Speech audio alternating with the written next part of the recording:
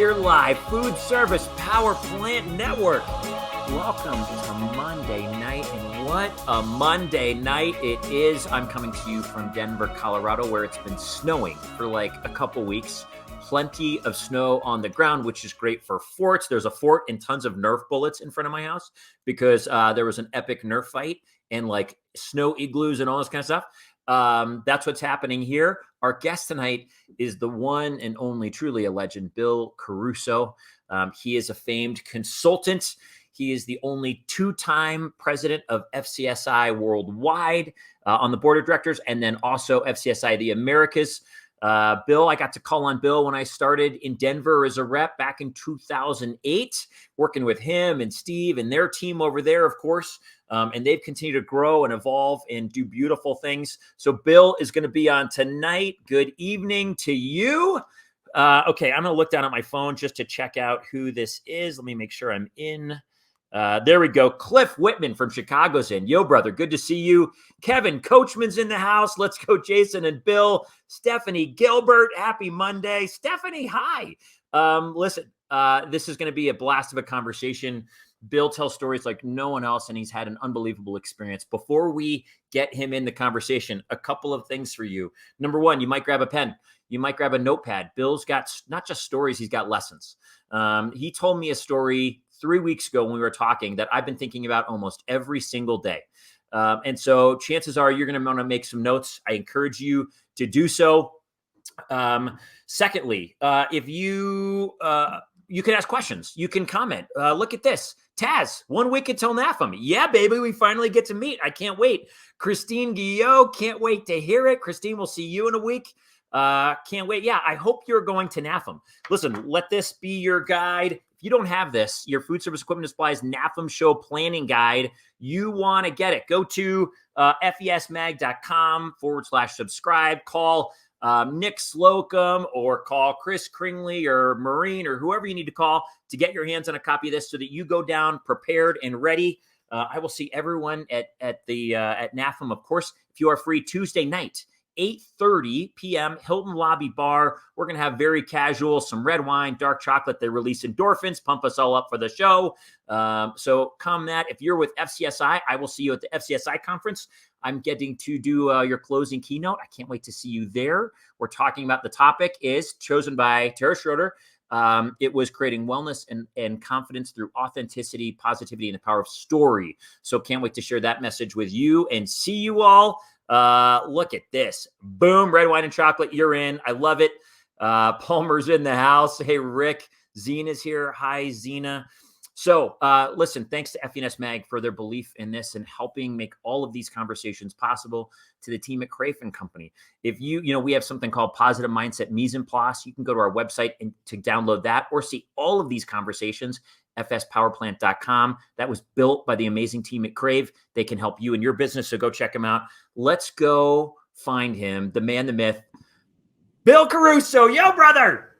Hey, guys. How are you? Everybody, all my friends and old friends, new friends. I'm on from the Baja, California, Sur, Mexico. And I know you all love my hat, too. So, Bill, cool. We love your hat. I knew you'd be coming to us from Mexico. Oh, yeah. So here's what I did. You've got a cool hat. I felt jealous. So this is the hat that's appropriate for where I am right now. I don't know that it fits all the way over my ears. My grandfather gave it to me, but it's keeping me warm. I wish I was in the sun needing your hat. I'll tell you that. I was only 80 today, so, it's a little bit on the cool side. Actually, about 76, I think. It's not bad. People want one. I love it. No kidding. We all want to be Bill right now. That's wonderful. Bill, listen, thanks for joining us. You have had an amazing career, not just an amazing career. You've affected and touched the lives of so many, both people and facilities that you've been a part of. I can't wait to hear your story. Can you give us a brief synopsis of your career journey in some of your roles, if you don't mind? Well, I'm going to try to keep it short here. My uncle's owned a grocery store in New Jersey, and I started in 1960 with them. And I learned the business. My dad was in the restaurant business. I wanted to stay in the industry, so I ended up going to Cornell University and graduated in 1970. And then there was a little thing called Vietnam going on. So I got involved there and was in a quartermaster corps, officers mess, etc., and ended up, in food service in battalion mess at Fort Jackson, South Carolina. Got out of there and ended up, I came back and went to graduate school, University of Colorado, for an MBA degree in Boulder in 1973. And then at the time, there was a little firm by the name of Hardley Little Associates, known better today as Sini Little Associates, who was looking for consultants for their Toronto office. Long story short, I got the job. I moved to Canada, and that started the whole thing in 1973. That was January 1973.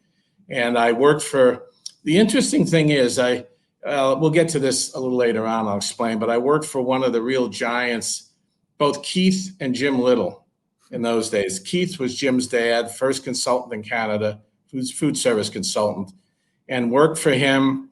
We later merged with Flambert and Flambert in San Francisco, Arthur Dana Associates in New York. So I worked with Richard, I worked with Arthur before he retired, and then later on with Fred Schmid. And so basically with all the key guys in the industry who really started the societies. And then I had an opportunity. I was with Tom Ricca for a while. Tom and I are still very close friends. Talked to Tom the other day. Developed that firm. The firm grew, and then I went on my own, and that was 1986. Started William Caruso and Associates, and I guess the rest is history at that point. Bill, what a cool journey. All these people that have been guides along the way. You mentioned Tom. Actually, both you and Tom are in my FCSI talk next week. I tell some stories about both of you. I can't wait. Tell us, when you started your firm, you told me this story about starting your firm, William Caruso and Associates, how at that time in life, you didn't have two nickels to rub together. You're figuring out, what do I do? Can you just tell us that story? Because it was so powerful to me. How did you get going? Well, I bought a couple old rickety desks, and I left the firm I was with, and I wanted to start my own firm. And I put a couple old desks in the basement of my home, and I used a home telephone, in those days, the old ringer type. And basically, for 6 months, I didn't do much business, quite frankly. It was pretty dim. And I remember one night sitting at the table with my wife, and the kids were there. And I said to her, I've got maybe 2 weeks of money left. I used all my money. There was nothing in the bank. I took out loans. And I said, I'm just going to have to go work for somebody. This is not working out. Well, it was about 2 or 3 days later, I was downstairs and the phone rang. And a good friend of mine from Boston, Massachusetts called. And long story short, he said, gee, I've got a client here. I'm not going to tell you who it is. I need you to sign an NDA without even letting you know who it is. But I need you to get on a plane like tomorrow and come to Boston for an interview. This entity is going to be interviewing 3 firms. And whoever shows up and does their job the best is going to get this project. And it's a pretty high visibility project. And he said, I think it's worth your while. Well, immediately I said, I'm there. I'll figure it out. I'll be there. I said, his name was Don. I said, Don, I will be there. Well, I hung up the phone and I said, how am I going to be there? I had no money. I was just about out of air miles. I had no money for a hotel or anything. So I had to get very creative very quickly. And I basically called United Airlines, used all the rest of my miles. And then I called a friend of mine, a Cornell buddy of mine that I knew at undergraduate school. And I asked him, he managed the Harvard Club in Cambridge. I said, Dick, can you get me a room? This is the story and blah, blah. He said, Bill, we're all sold out for the next few days. However, I've got a room. It's a boiler room. I can put a cot in the boiler. and you know, it's going to be a little warm and uncomfortable. I said, I don't care. That's fabulous. Let's do it. Long story short, I go to Boston. I got the boiler room. I got a cab to this entity I was supposed to meet. And lo and behold, the entity was the Boston Red Sox, and the project was the expansion of Fenway Park. Wow. And I had played baseball for years competitively, and that's one of the holy shrines of Major League Baseball.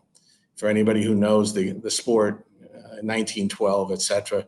And I ended up going into that meeting knowing I was going to meet the two owners. In those days, Tom Yawkey, the owner of the Red Sox, had just passed away.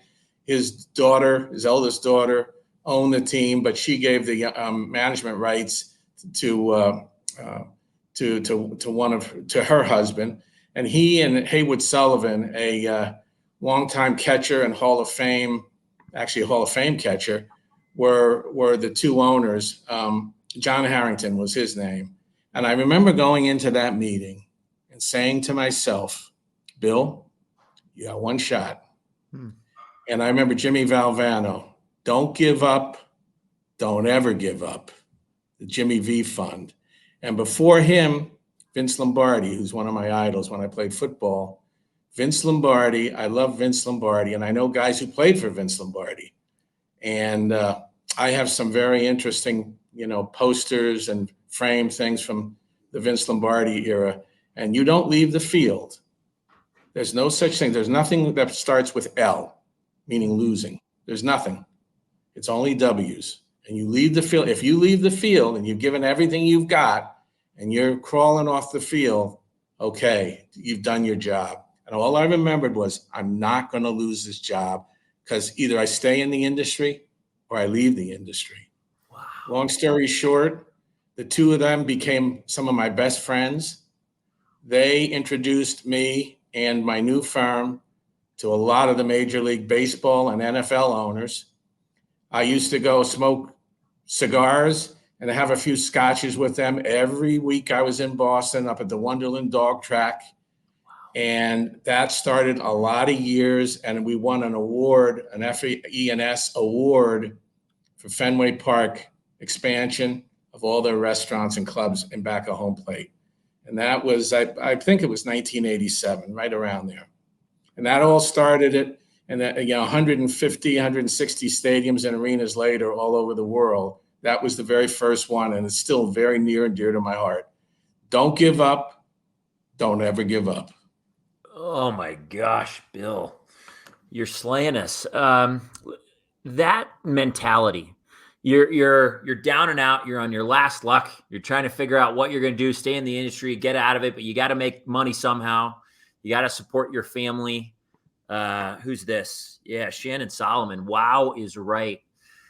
It's easy. I look at my own life in moments where I'm down and out like that. I don't know that I'd always have the mindset to say, I got this. I'm getting this job. We are doing this. Did you learn that somewhere? Was there someone that taught you to speak to yourself in that way, to believe in yourself, or something that you learned over time, or something you always had? Yeah, there were, I think, 2 or 3 instances when I was very young that taught me that tough lesson, so to speak, tough love lesson. And I think the first one, I came from a town, how can I say this to everybody? I was from the working class, and I worked when I was very young. I had to work because my family didn't have the economic means, and I couldn't buy really nice clothes when I went to school. And sometimes people at school saw that and let me know that and whatever. And then when I felt that maybe there's a way out, and the way out might be education and also sports. So when I played football and baseball competitively, I always remembered that I was not the favorite guy. I wasn't the favorite son. And I vowed, I'm never coming off the field unless I win. And that's all started it. And then they told me that I couldn't go to college and university. I had a teacher who said, you'll never make anything of yourself, who told me that actually to my face. And I said, well, I guess it's just another fence I have to try to jump over. And I ended up going to Cornell, which is a pretty good school. And so that's all started. And that all formed the foundation of where I came from and where I wanted to go a long time ago, a long, long time ago. Bill, amazing. There's always, we look at the events in our lives, and we all have negative events, right? Someone saying you're never going to amount to anything. We don't have money to do this or that or whatever these things are. And some people, it's all about how we read the story, right? The story we tell ourselves about that moment. There are people who are like, well, he said I was never going to, she said I was never going to be anything. I guess they're right. And then they go and they live that out. They fulfill that expectation someone else put on them inaccurately and unfairly. Or you hear some of these stories of these negative moments or these painful experiences we have, and you say, you know what? I'm not living that. I'm not doing that. I'm going to prove them wrong. And kudos to you for saying that's not what I'm going to be. And today you've got the coolest hat on the show. And and you get to make a difference in so many lives. Who's this? This is Kenny, our buddy Kenny Bizoski. Very moving, Bill. Love your story. Never give up. I love it. I love it. I love it. Bill, a consulting question. I've never been a consultant. I've either been a rep or a manufacturer. What does the industry need to know? Give us something to help us understand consulting a little better. What should we know about consultants? The way you think, the way you operate, whatever it is. Yeah, that's a great question.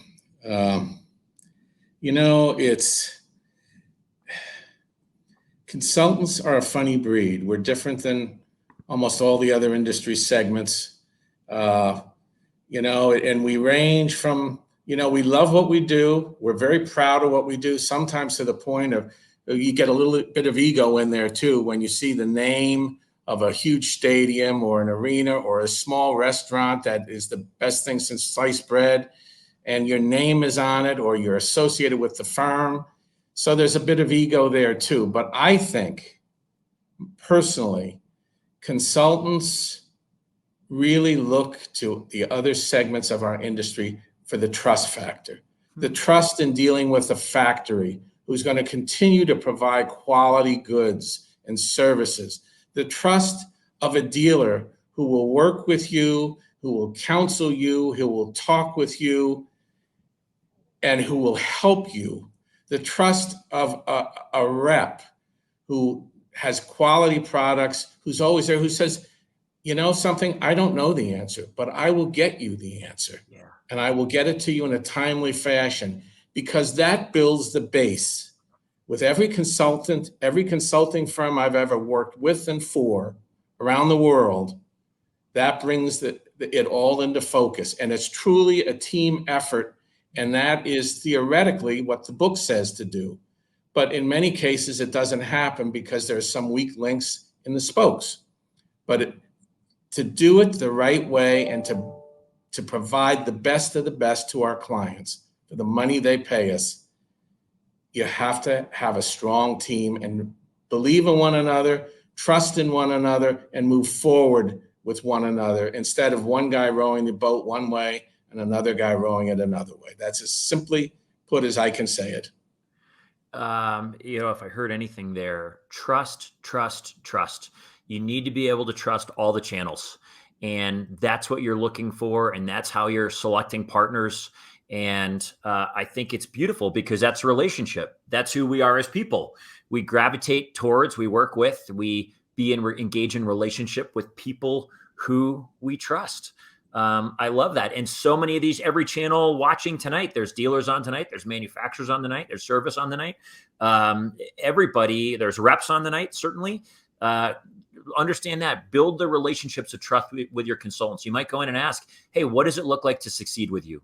What does it look like for me to show up for you with this project, with this customer who's so important? Who's this relationship? Jim Otten, our brother Jim with Salvador. Relationship-based selling for the win. Heck yes. Christine says we all need each other to produce a successful project. Christine, you're right. A consultant can do wonderful work and spec things that are efficient or all the things that the customer wants. But if all the other channels don't work together, it doesn't work out for the end user ultimately. A couple other comments. This is our buddy Rick Palmer. After you telling that story, Bill, I learned so much from you through Steve, and I thank you both from my heart. Never give up. Christine says, or you fight through it. Prove them wrong. Heck yes. You keep fighting. Charlie says, who's the winner now? You got it. We're listening to Bill. We're not listening to that other person. Absolutely. Hospitality. Dean, that's what we do. We're in the world of hospitality. We know how to take care of others and serve others to help a project come to be. I love it. I love it. Love it. This is so fun. Okay, Bill, let's go there. Speaking of fun, you've done what? You did 160 some stadiums, arenas, convention centers all over the world. Not to mention all the other projects that became sort of a staple of what you were in one of your niches. You work really hard in order to accomplish all that. To be in Baja, Mexico with that awesome hat, you worked hard. You also know how to play hard. You have fun. Play hard maybe is the wrong word, but you're someone who's known your laugh. When I hear your laugh, my spirit lightens, and you know how to have fun. Can you tell us? There's a great story about when you were first elected. I think it was to be president. The first time you were elected to president of FCSI Worldwide, you got an invite to Mexico. Yeah, I did. Can you tell us the story? It's one of my faves. You really want me to say that to everybody? Well, all the consultants listening in and anybody who knows me knows that Jason said it right straight on. I work very, very, very hard, but boy, I've played very hard too. And if the truth be told, we had a member from Central America in those days. His name was Juan Prieto, and Juan was sort of my right-hand man in Central America. He lived in Mexico City, our first consultant there. And I remember succinctly getting a call one day saying, Senor Presidente, can you come down we're going to have it in Puerto Vallarta. Can you come down and join us for a conference? And I said, absolutely, Juan. He says, and bring down, a couple of the board members. We're going to have the board. And so in those days, I remember Dennis Glore from St. Louis, Ron Kuzer, who was with Sini Little at the time, for all the years he was there, obviously, and others who went down there with me. Well, I'm going to shorten the story up a little bit, but the fact of the matter is, I ended up that night. We got there and there was a big fiesta and huge pitchers of margaritas and little shots of tequila. And I've never been known to not go and have a good time at a party. So I started drinking some of these with my friends. It just wasn't me. But I found myself basically the only guy there. It was like maybe 9:30, 10 o'clock at night. So I said, well, I'm going to go get a cab. I'm going to go downtown and see what's going on, which I did. And I vaguely remember getting back. The thing that I couldn't totally remember the fact that, but I had to meet with everybody at 8:30 the next morning, introduce, Juan, and well, they all knew him, but I think it was the vice versa. He was going to introduce me and et cetera, and basically kick off this conference. Well, I got back in the hotel and I had the worst nightmare of my whole life. Oh, it was awful, yelling and screaming. It was just awful. And I tossed and turned, finally went to sleep. Unfortunately, I woke up and it was 10:30 in the morning the next day. So I'm trying to be very creative. What do I do? Do I go into this meeting? I said, well, I think I'm going to go grab a Cuban cigar, and I got to think about this and get my shades. I got to get a 12-pack of Carta Blanca or something and get a rubber raft. And I'll do my thinking about what I'm going to do and say when I get on. So I go out there, I get in the pool, I get the raft, I get the beer, I get the Cuban cigar, my shades. I'm there, and all of a sudden I hear, Senor Presidente. Everybody broke. And when they broke in the meeting for a coffee break, they came out to the pool. And there I was. And so I'm like, from that day on, I got the name Senor Presidente Margarita. And they became, most of those guys and gals became some of my closest friends because I said, yes, you caught me. I have had a big problem. And by the way, not only did they become great friends and we worked together in Central America and North America for years, but it was that nightmare that I told you all about.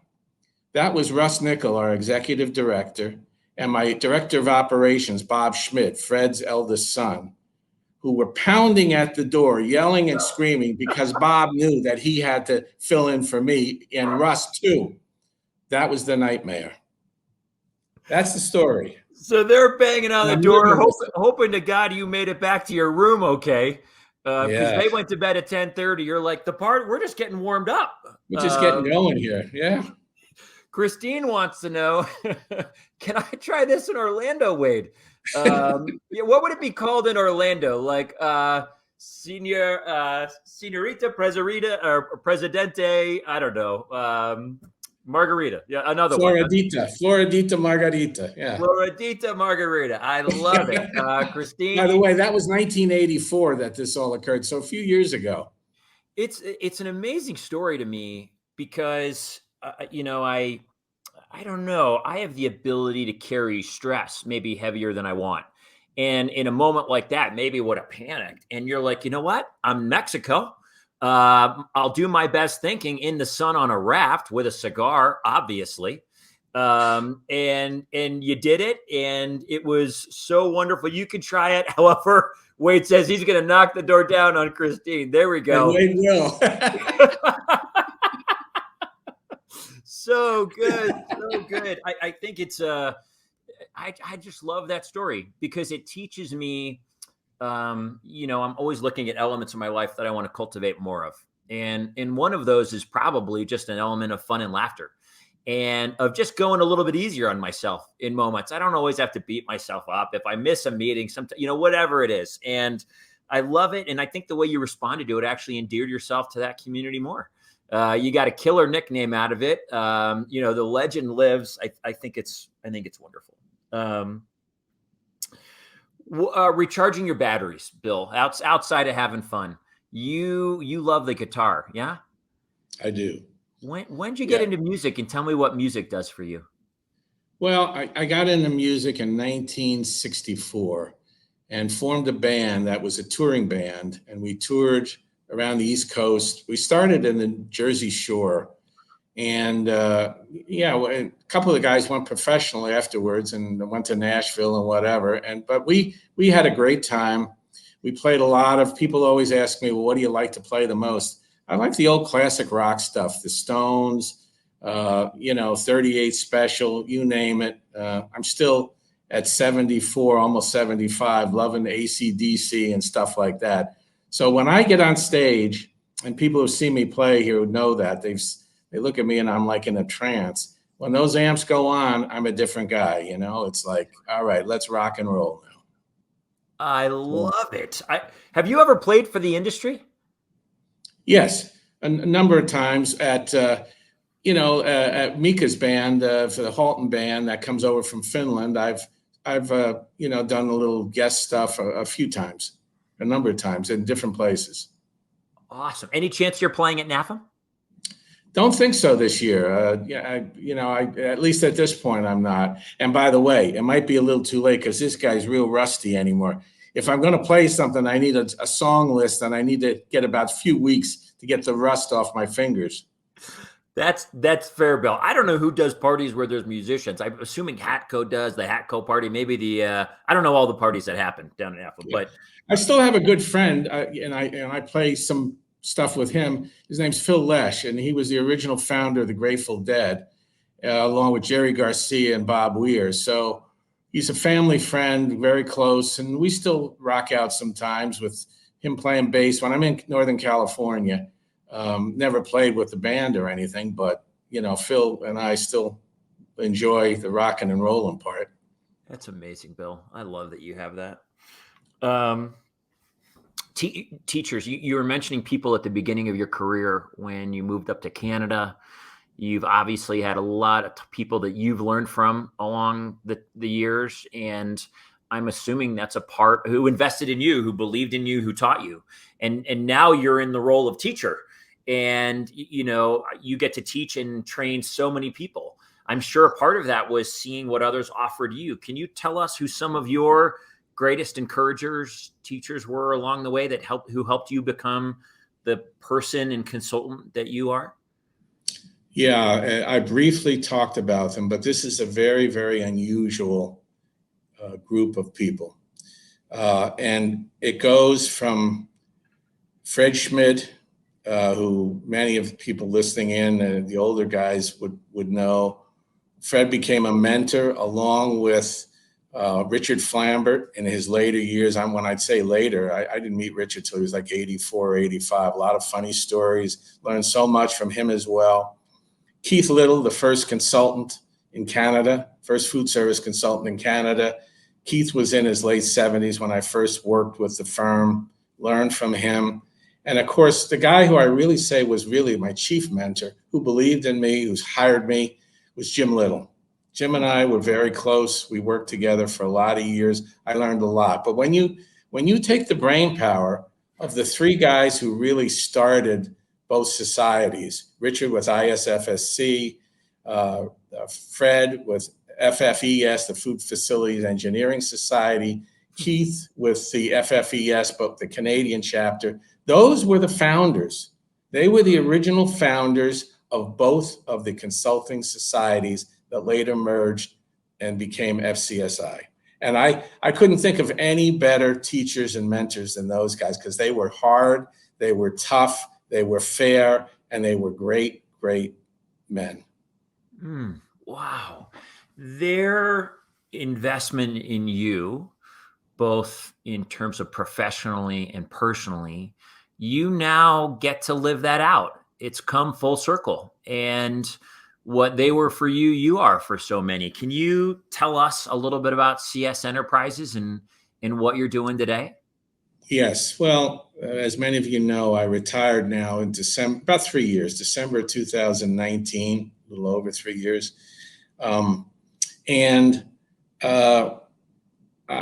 I stayed on with my old firm for a year in transition, but of course, COVID hit and it was a different time then. So I ventured out on my own and created CS Enterprises. And CS Enterprises is devoted to basically doing a very simple thing, and that is I introduce my consulting friends, and that's all I do. Just introduce sort of the handshake. You get to know them with some of the factories that are coming over from Europe, from Canada, and even some from the United States who want to really know all of the consultants. And so it's because of our professional ethics. Obviously I've told them all and put it in writing. I can't be any technical rep or anything like that, but I certainly wouldn't mind just introducing you. And that is where that goes. The second thing, many firms have called me and said, Bill, can you tell us how we can be better consultants? I mean, from a legal standpoint, how do you look at contracts? How do you negotiate them? Are there certain formulas you use for fees and things like that? So I try to be a mentor to not only some of the firms that have called on me, but their principals and owners to better learn the business.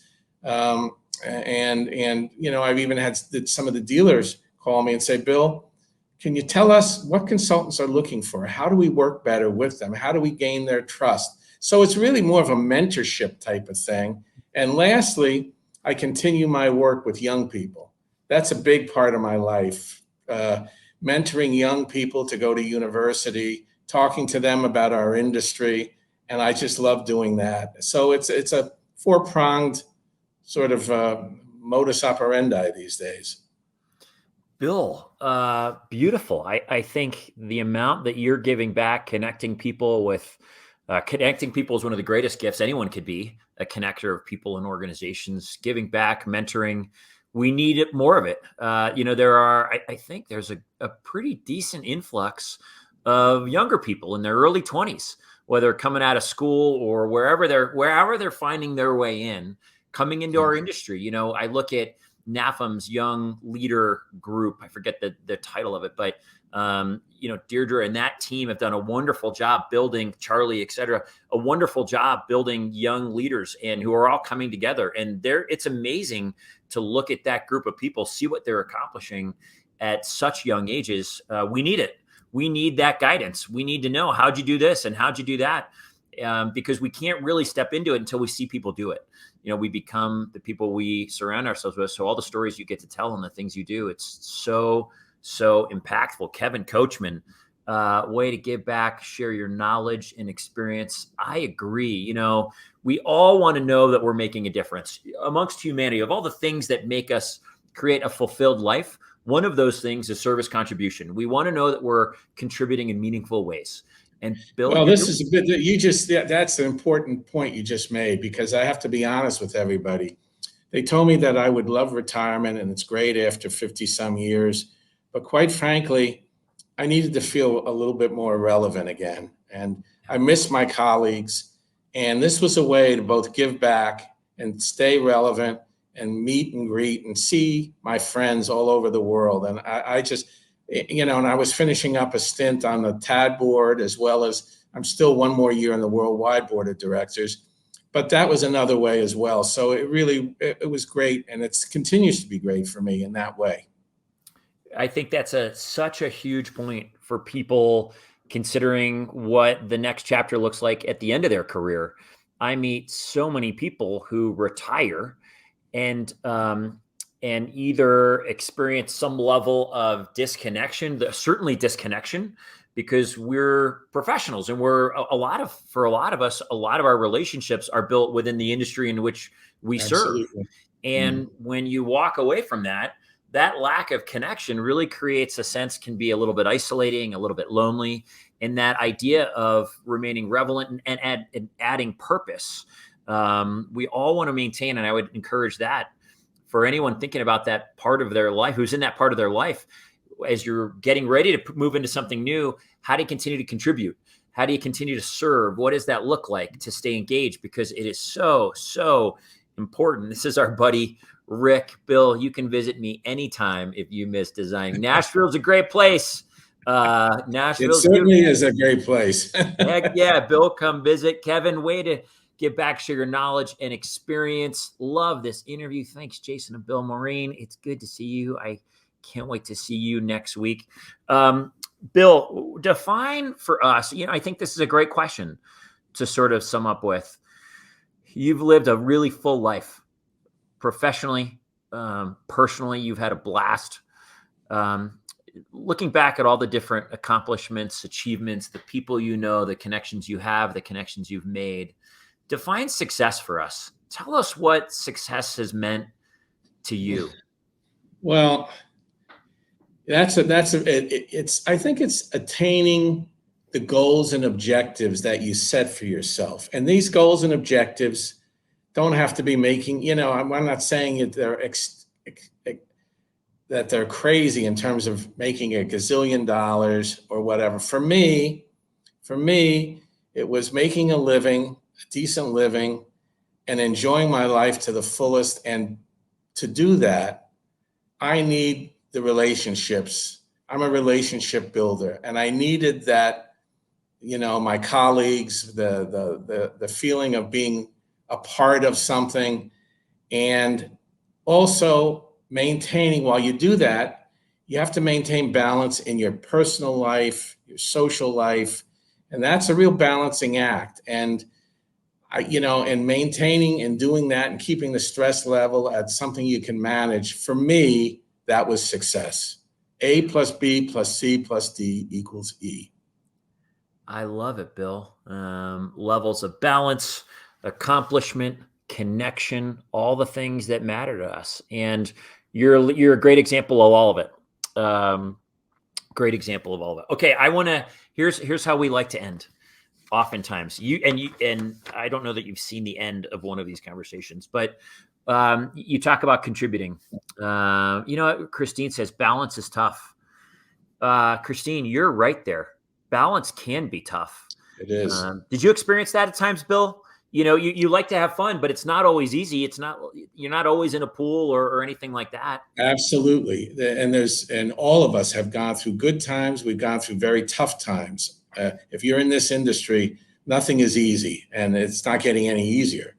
But I think the key here is to understand when that balance starts getting out of sync, What do I have to do? Who do I have to talk to? Rely on others, talk to others, get yourself in a good place again.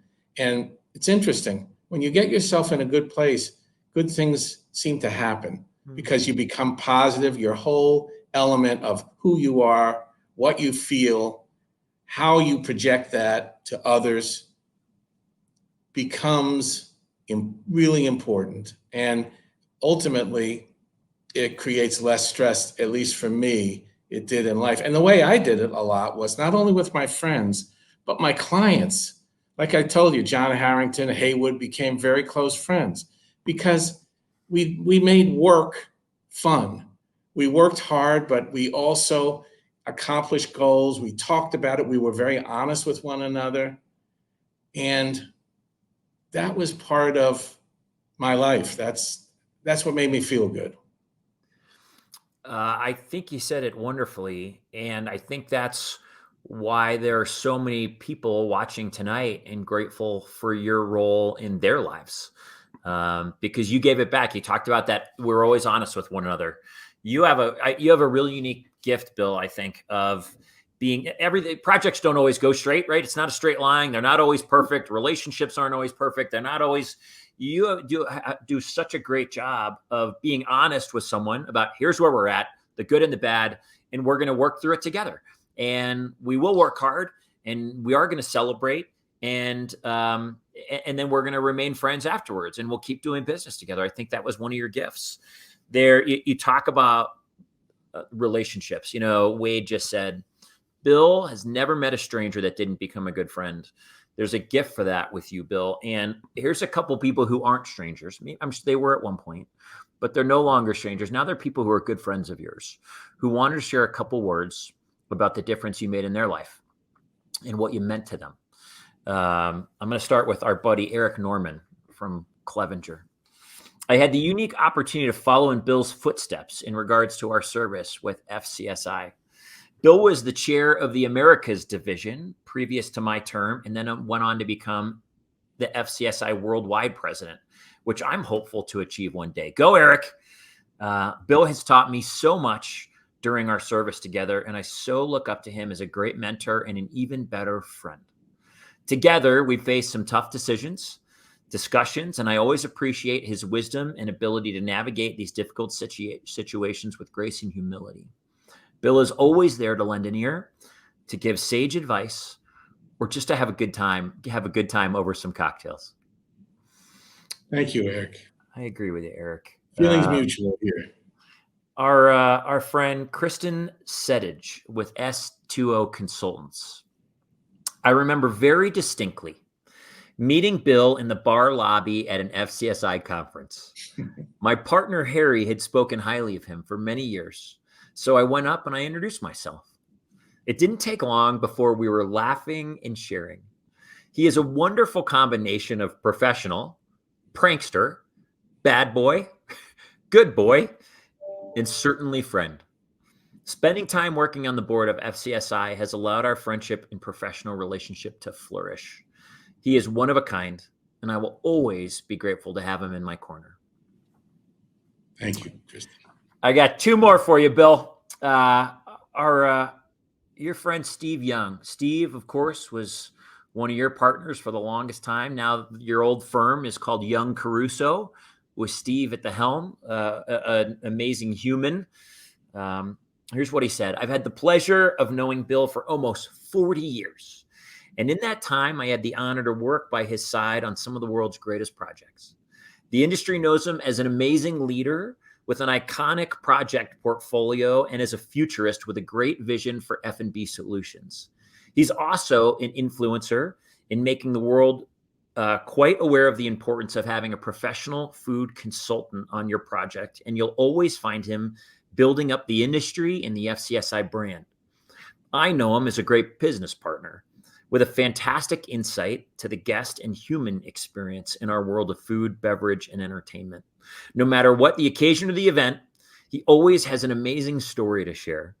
I look forward to his influence in our world in the coming years. I consider him a close business ally and an even closer friend. Thank you, Steve. Thank you.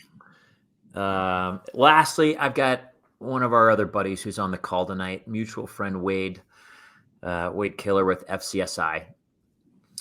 Bill is such a rarity in the consulting business. He's been around the block many times, but still has the youthful energy to look at things from a fresh perspective as a board member of FCSI.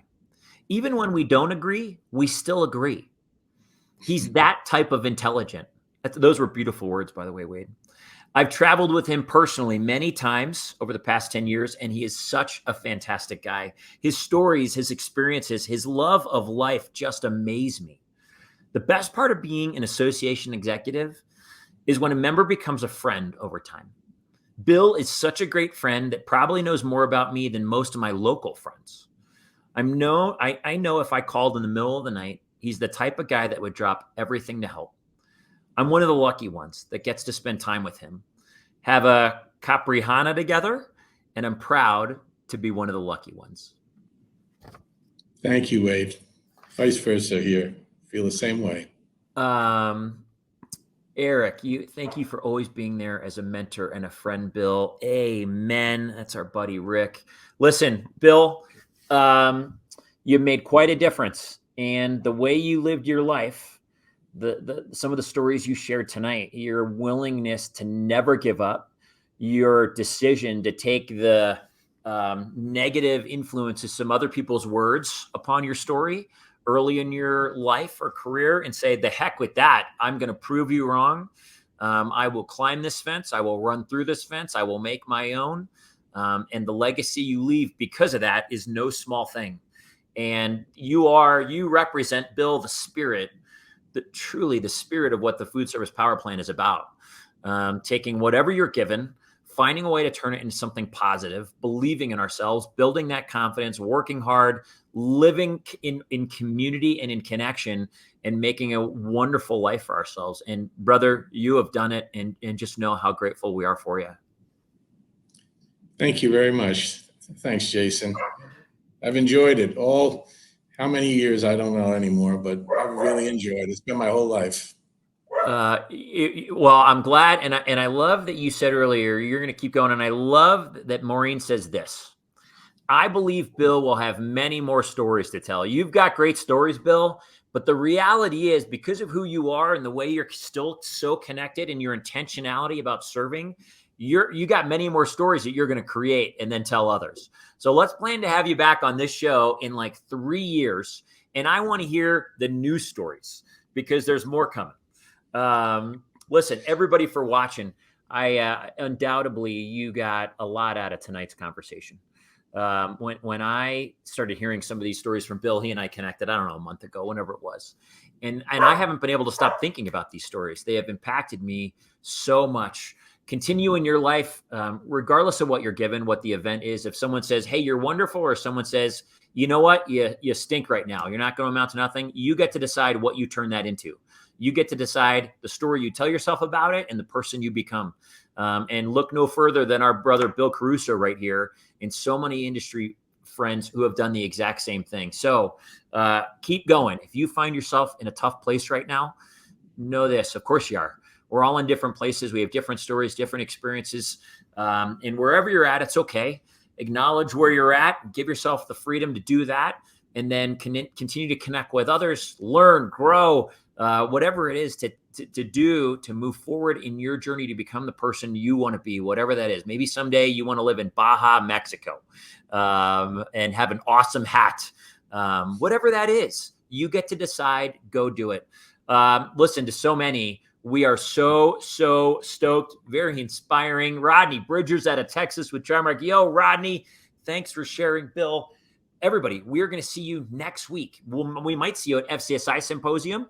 If you're not signed up for that and you're a part of that organization, reach out to Wade, get signed up. We will certainly see you at NAFM, 20,000 plus who are going to be there. We can't wait to connect. A couple more reminders. If you need a planning guide, reach out to Maureen. Maureen's on tonight. Go find this. Go to FENS Magazine /subscribe.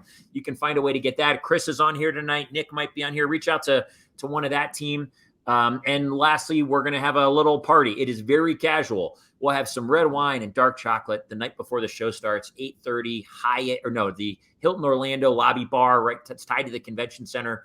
Come have something, connect. Let's share some hugs. We'll share some stories, and we'll all go in pumped up for the show the next day. So we can't wait to see everybody. Bill, thank you again, and have a great night.